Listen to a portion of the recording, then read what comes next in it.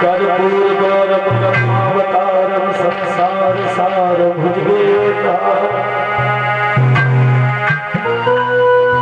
सदा वसंतम हृदयारविंदे भवम भवानी सहतम नमामि।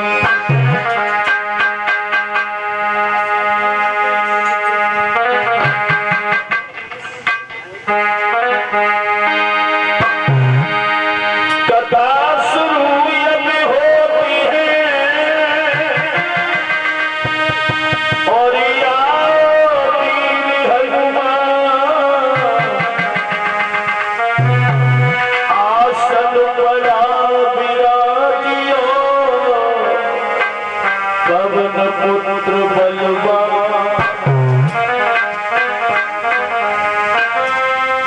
परम देव महाराज से मेरी विनती बारंबार मानिकपुर से आए तुम आसन ले संभाल।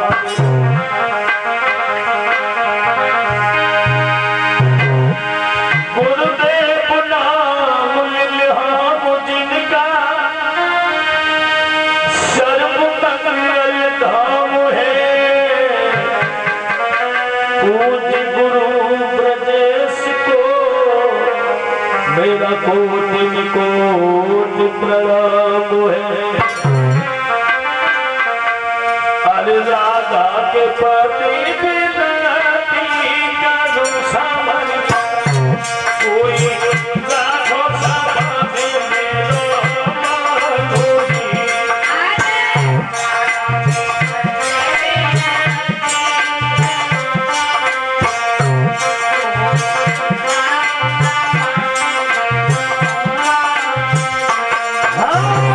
राधा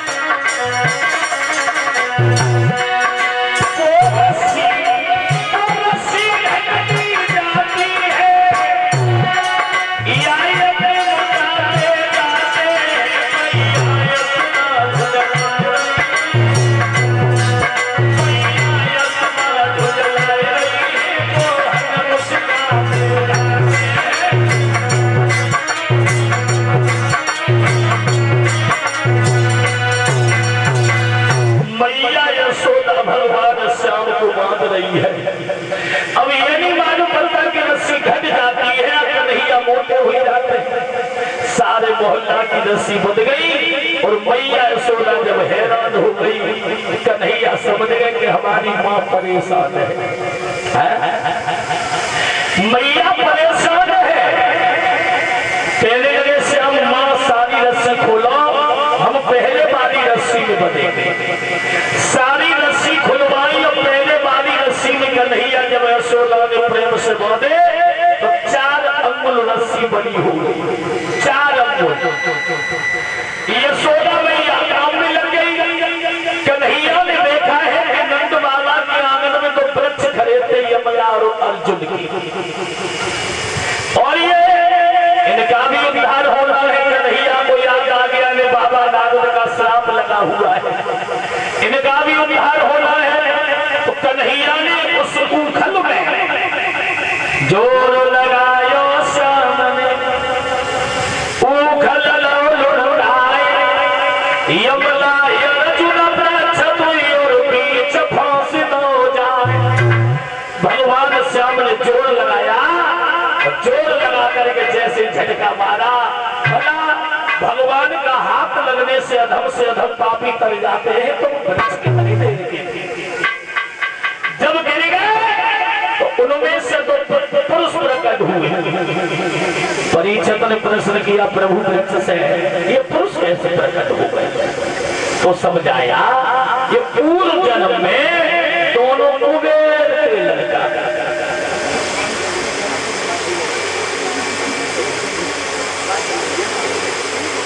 ये पूर्व जन्म में दोनों के दोनों कुबेर के बेटा थे। उठन पार परे अभिमानी थे,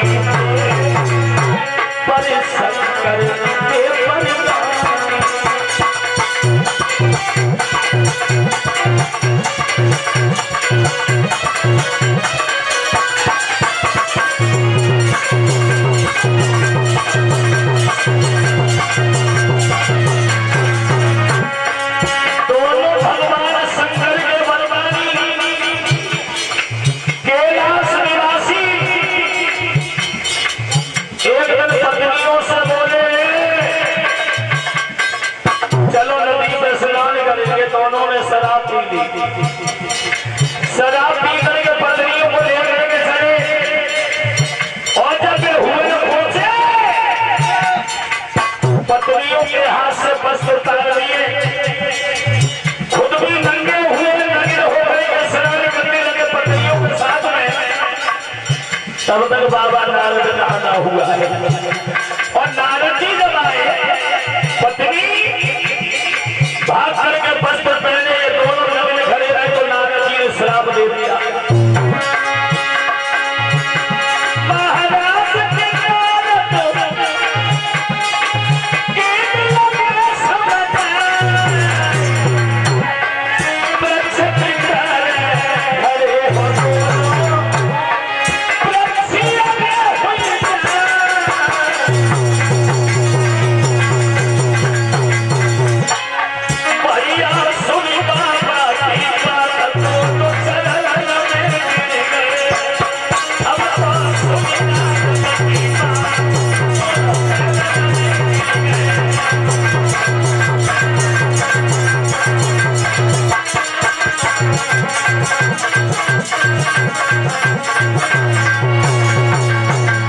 दोनों ने हाथ जोड़े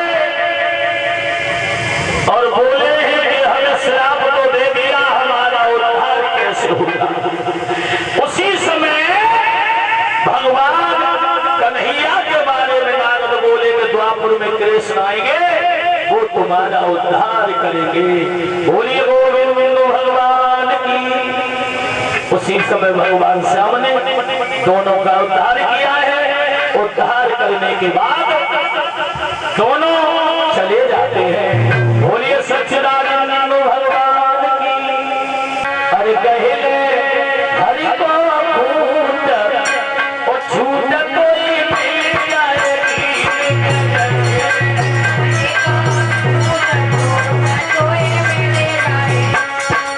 डबल पे मैया बोला, दोनों लोग कीर्तन बोला और तुम पीताम्बर कहाँ डाले आती हो इंग्लिश मीडियम पढ़ के बैठ जाती तुम तो। अरे कम से कम जी तो मालूम पड़े कमल में मैया श्यामो घर से पीताम्बर ढाला के लाओ।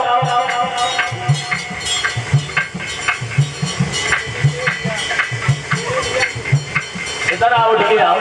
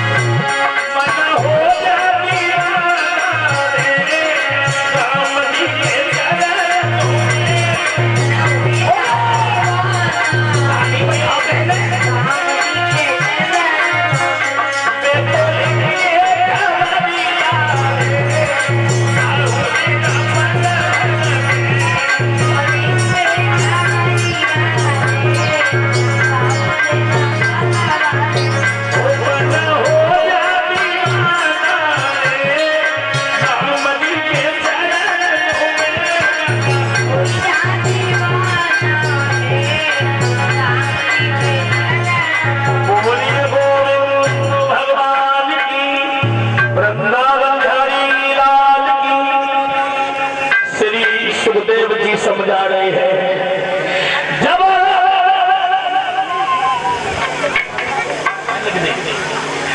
बाबा नारद जी कंस के दरबार में पहुंचे, कंस राज ने बिठाया ये बाबा नारद कहां से आना हुआ है, तो नारद बोले संतों का कोई ठिकाना नहीं होता है, संत जितना चलता रहता है उतना स्वच्छ रहता है, पवित्र रहता है।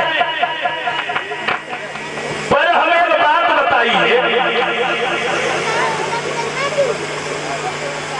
केवल हमें ये बताओ, जब हम पहली बार आए थे तुम बड़े तंदुरुस्त आ रहे थे, अब की आए हैं तो बड़े कमजोर हो, क्या कारण है?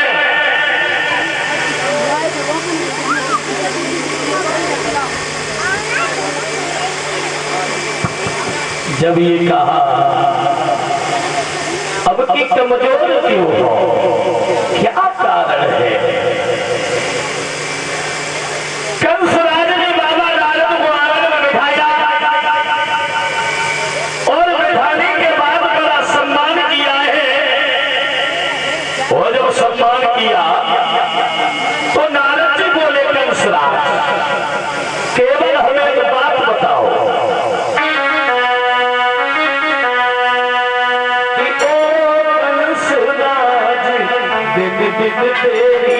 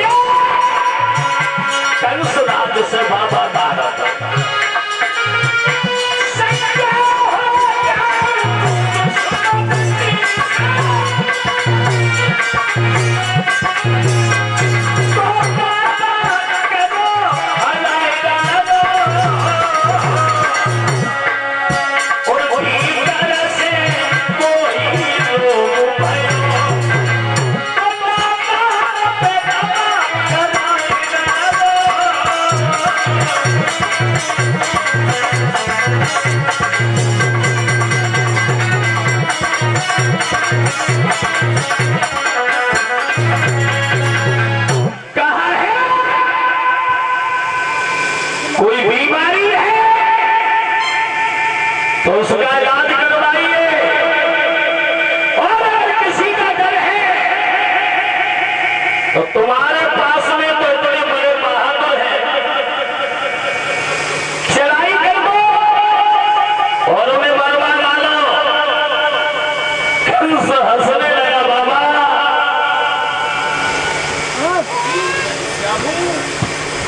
माया उड़ रही है।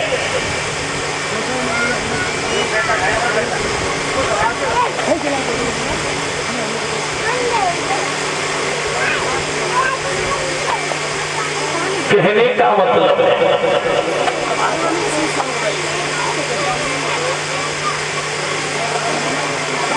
बोलिए गोविंद भगवान की।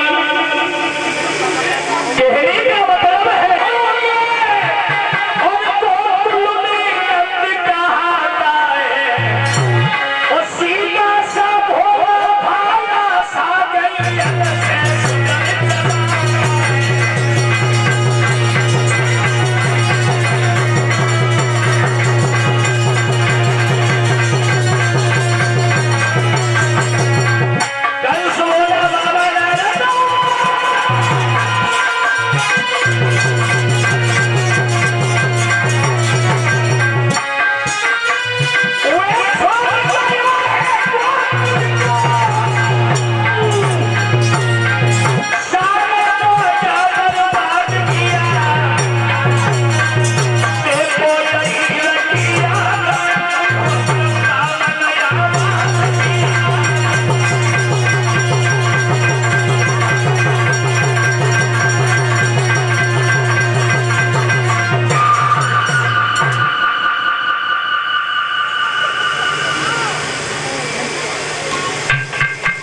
कहा है। गोकुल में एक नंद नाम का यादव है, उसके दो बच्चे ही कन्हैया बना। ज्योतिषी लोगों ने हमारा काल बताया।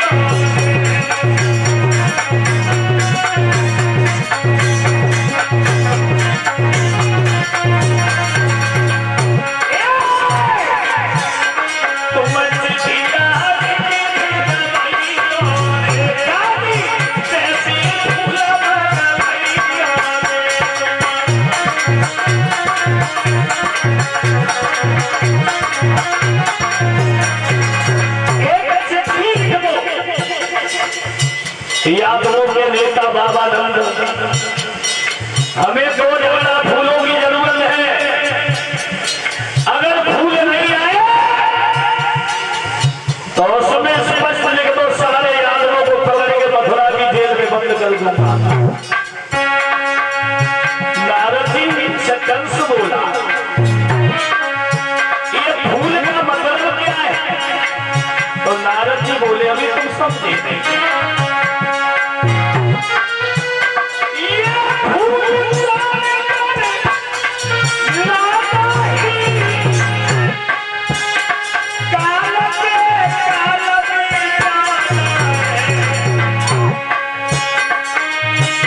और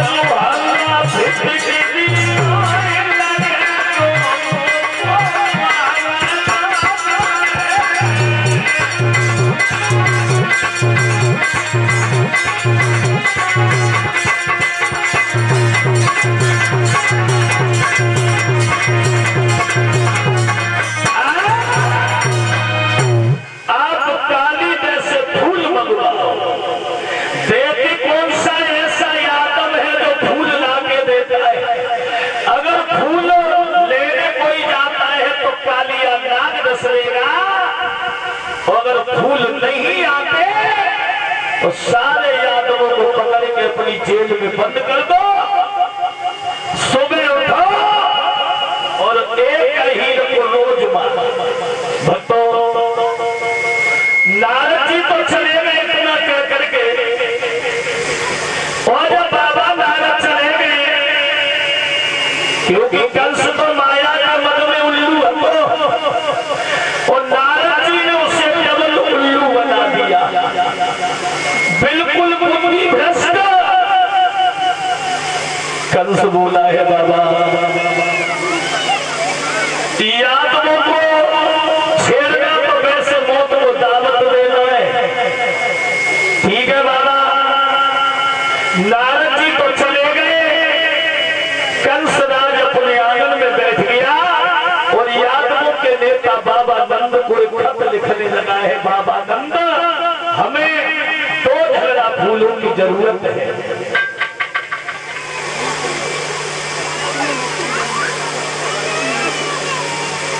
जब ये कहा तो कंसराज पत्र लिख रहा है। बाबा नंद, क्या लिखा है पत्र में?